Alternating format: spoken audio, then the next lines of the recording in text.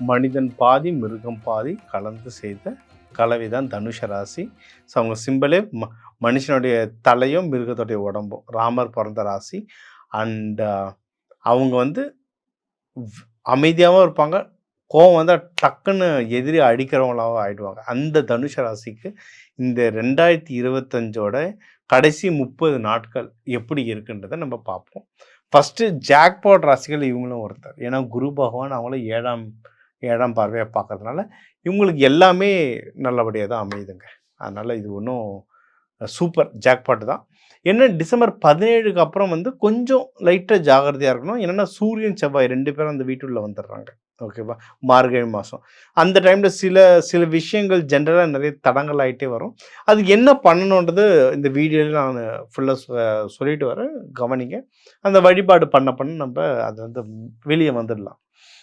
தனஸ்தானம் நல்லா இருக்குது. பணம் கையில் நிற்கும். வீட்டில் சந்தோஷம் நிறைய இருக்கும்.